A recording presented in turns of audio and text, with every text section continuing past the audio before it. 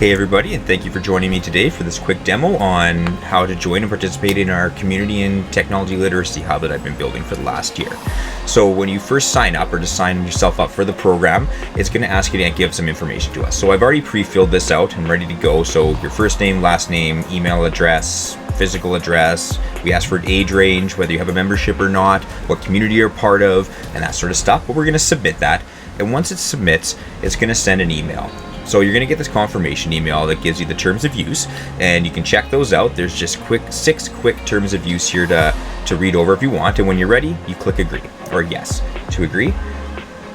And then in a couple minutes here, it's going to generate another email that's going to have your username and your temporary password. So that email has come in here, and it's got some additional information about the Technology and Community Hub.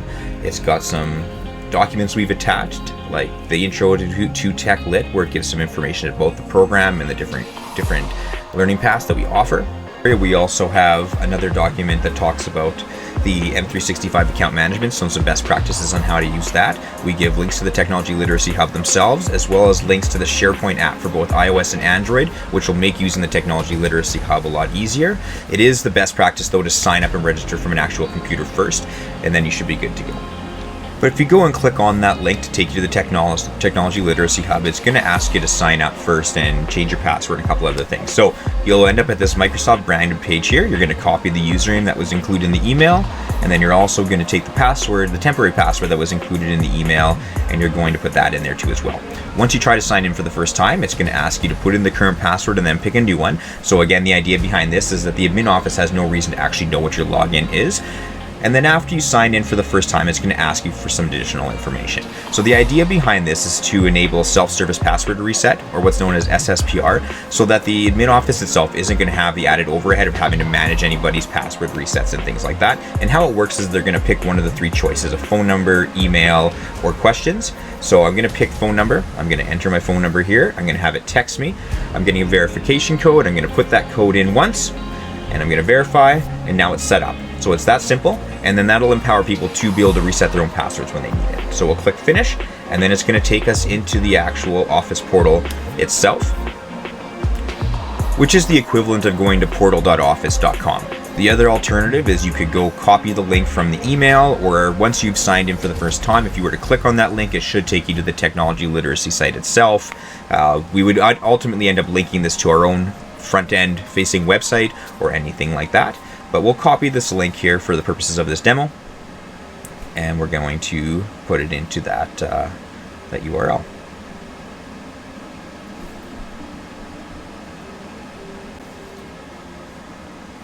So once the Community and Techlit Hub loads, you have a calendar at the top. So the idea behind here is any important events that might be happening within the zone board or the community associations, affiliated groups, and things like that, we can actually list and surface those calendar events.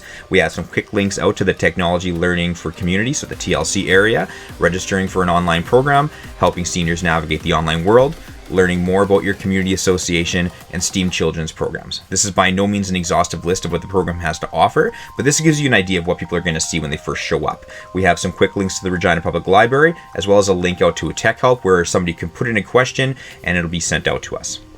Once you scroll further down, what it's going to ask is for you to accept some terms and conditions, and that's tied to Yammer. And Yammer is a built-in internal social media platform that's designed within the Office 365 infrastructure, and we are aiming to kind of give people access to that. So that's going to be built into some of those pages and allow for that direct communication for people to have conversations about the things that are important or around particular topics within the program.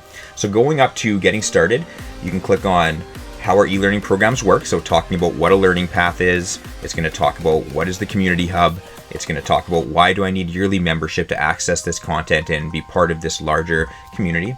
Another link here will talk about what your access will give you and the importance of being a digital citizen, because part of this program is to develop those underlying skills so that people better communicate and work with one another in online and virtual spaces. It's going to talk about the free TLC for everyone, how to sign into your program, how your West Zone Board login can be used for resources outside of this particular Office 365 tenant, and I'll talk a little bit about that when we get into the Learn to Code learning path that I put together. Under Getting Started with E-Learning, we have some information about getting started with remote learning, as well as some quick paths. So opening a support case, how our e-learning program works, what does my access give me, our free online programs, register for an online program, free online resources, 21st century learning design, and our Techlit program partners. And then if we go over here, you're going to see a comprehensive list of all the different learning paths that we have available. We're going to start with computer basics though. Now underneath computer basics, we look at what is a computer. The idea is to build some foundational skills or understanding on what makes up a computer so that you can better understand what that actually means when you're looking at specs, when you're going for shopping, or how these different components actually work to allow a machine to operate and for the different technologies to work together to actually build what we consider a computer today. So we look at things like the CPU, we look at things like the graphics card, we look at things like RAM. What is a BIOS? What is a motherboard? What is an operating system? So there's a lot of core areas that we cover, and we have some fantastic information that have been put together by Google and other services. Next, we're going to look at kitchen science. So the idea behind kitchen science is to look at the connection between chemistry and physics and cooking, as well as to look at what type of basic supplies you could have in your kitchen to perform some really interesting science experiments. So we look at rainbow in a glass, baking soda volcanoes, oobleck slime, glue from milk, homemade hot ice, a milk color wheel, how to bake rock candy, cloud in a bottle, baking soda stalagmites. We have so much different content, so many different experiments that kids can do. Spend an afternoon, 30 minutes with their parent and learn something, and you doing that all using basic kitchen supplies. The next learning path that we put together is learn code. So the idea behind learning code or learning code through play is to look at resources that will allow people to self-guide and self-learn when it comes to building those code-based skills. So we do have some links onto other projects like BuildBox, Code Academy, W35 Schools, Code.org, Code Ninjas. But the emphasis behind this program is there's two that we look at. So we look at Code.org and we look at Microsoft MakeCode project. So your Westone board login will work with both Microsoft MakeCode and Code.org. And when it comes to Microsoft MakeCode, they emphasize visually making changes to code, compiling that code, and then being able to see those changes real time when you run that game again. So Minecraft is one of the projects that they do have behind this, but that's not the only ones that they offer. And then Code.org is a nonprofit that's supported by a lot of the major tech industry companies that are out there today, where they offer, I want to say it's about 15 hours worth of free coding experience when you register and sign up. And then of course people can take other classes and broaden that knowledge in different ways. Next up, we have staying safe online. So the idea behind the staying safe online area is we look about how people can stay safer in a digital world and the things to look out for. When it comes to the actual components of the learning path, we look at think critically, we look at password safety, email safety, web browsers, anti-malware, firewall, VPNs, online trackers, the dangers behind open Wi-Fi hotspots. And when you go into these learning areas, it's going to break down, show some videos, give you some links and some resources that you can really grow and have a better understanding about these different aspects of staying safe online. For example, when we look at password safety, we look at MFA, password managers, what single sign-on is. When it comes to things like the email safety, we look at different types of phishing and what that actually means and what those terms mean. Social engineering, email spoofing, phishing scams. This is stuff that people need to know nowadays if they're going to stay safe and navigate the online world. Next, when we go to our STEAM opportunities for children, this entire area acts as a hub, so a place for us to aggregate any information that relates to science, technology, learning when it comes to kids. We have the different learning paths aggregated in here too that we would find would be accessible to children. And then for the technology learning for seniors is very much a hub too in the same way. So we have some information around that, some link outs that might be beneficial to seniors or adults when it comes to online safety and learning, as well as those subsequent learning paths that are attached to those areas. And next we're going to look at Windows 10 Basics. So the idea behind Windows 10 Basics is to create that foundational understanding of when you're using the Windows platform. Like it or not, it is still the most dominant operating system at home and in the workplace. So through here we have some tips and tricks and kind of a crash course on it. We cover keyboard shortcuts, we look at trackpad gestures, what's the Microsoft Store, what does your Microsoft account give you? So that would be like an office or school account like the Westone Boards account, as well as personal accounts that would give you certain access to things. If you were to go into Windows 10 keyboard shortcuts, you can see we lay some of those out. Same thing with the trackpad gestures. In the store, we look at the different type of components of the store. And when it comes to the Microsoft account, we emphasize how SSO works, what your access to a Microsoft 365 account can give you, and several other areas. The next learning path that I put together is around 21st century learning design. So the idea behind 21 CLD is to apply to make it really simple, it's to apply agile principles to education. And this is something that's been happening in Canada, in the UK, and across the globe. So this is just looking at, where is education taking us? What is the future of education? What's the future of learning? So we look at the different components of that, whether it be collaboration, skill communication, knowledge construction, self-regulation, and more, and what 21 CLD can do to create programs and learning opportunities for kids and adults. The next learning path that I'm going to discuss today is going to be automation. So when it comes to automating our lives, we look at the different types of automation that are out there, automation that you might already be using and not realize that you're using. We're going to look at scripts and workflows and what that actually means. And we're going to look at SaaS automation itself. So the ability to get different web apps, different programs, and different services to talk to one another. This entire Techlit program is a perfect example of SaaS automation in practice. So there's a lot of components that are talking to one another that you typically would not be able to get those services to interact or work in the way that they are. And now on to my very favorite learning path, digital citizenship. This one is incredibly important. This speaks to how we treat each other online. This speaks to the social contract that we all sign up for when we use virtual and online spaces. And I think we've really lost our path or our way when it comes to this sort of stuff. So there are 9 responsibilities of good digital citizenship. So digital law, access, digital etiquette, literacy, communication, commerce, security, and more.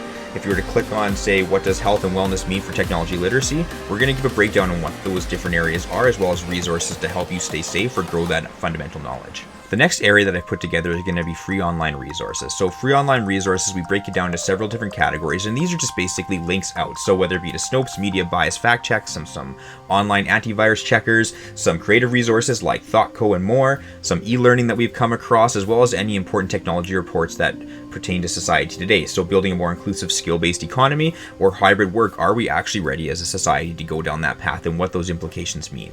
When you look at things like the Google Workspace, Microsoft 365, and protecting against online scams areas, those are still under development and they won't be ready at time of launch, but they should be ready shortly thereafter. The next learning path that I'm going to discuss is social media. So it talks about how we got there, what the implications are of social media itself, the top 10 social media platforms that are out there. You can click on some links for some popular social media platforms that exist that people are actively using right now, where we're actually put together, information about those types of social media. So if you're a parent and your kid comes to you and says, I want a TikTok account, what are you actually signing up for? What are those implications? How do these services work? Are you a local influencer?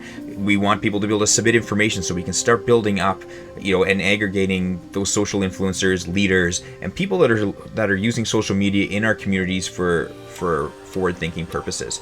We also know and recognize that it's not all positivity when it comes to social media. So the area at the bottom here, social media, where does responsibility lie, is all about, being cognizant of big tech and what's actually going on behind the scenes when it comes to social media and the role that AI is playing in our own personal behavior and pushing us down particular paths, usage habits, and things like that. So the TLC area, or Technology Learning for Community, this is a hub that is for basically everybody. This is where we aggregate all the information and content. We have a document library for you to download PDFs or any of the other important documents that might relate to the programs or the Techlit program itself or to the zone board. So just like the learning paths for seniors and the ones around STEAM for kids, it's a hub that pulls everything together, and this is where we're going to link out to the different resources that exist within the Techlit site. Moving on to the World Wide Web, this all talks about the past and the history of the web. So where did Web 1.0 start, and now we're going into Web 3.0 and beyond? What does that actually mean? What does this history look like, and what kind of lays before us? Further down, we have some links to some free, freemium, and unique websites that we've curated that I've come across that I thought were really interesting, and things that can help people do things themselves without requiring hiring somebody to do a particular type of service or signing up for really expensive services where you might not necessarily get any of the resources that you're looking for. So next we're going to look at the community hub, or the community resources. So this is where all the stuff related to the community associations, affiliated groups, the city of Regina, any of the community-based stuff is going to be. We have pages dedicated to every single community association within the West Zone, and the idea behind it is to just have some basic information about them. I've tried to link their Facebook API to that page wherever I could. I have links out to their websites and the different services that their website provide, whether it's registering for e-news, current programs. I've listed any social media groups that are predominant within those areas, and then as well as a map that'll show up what those areas are, and that way somebody can say, oh, what is the Rosemount Mount Royal area? What is the Dieppe West area? And give them a better idea. And then if you go to the West Zone Board affiliated groups, I have link outs to your individual pages as affiliate group members. And we can always grow that over time. And then right off the bat, I have some links to some important areas of the City of Regina's website, whether it be building and demolition permits, parks and recreation and culture, home and property, things like that. And then we're going to talk about the Volunteer Appreciation Award down here at the bottom, as well as information around the Zone Board office. So I think it would be nice to be able to put a calendar up there so that folks know what our office hours are. And then that'll allow some flexibility for Jackie if she ever needs to make any changes or anything like that.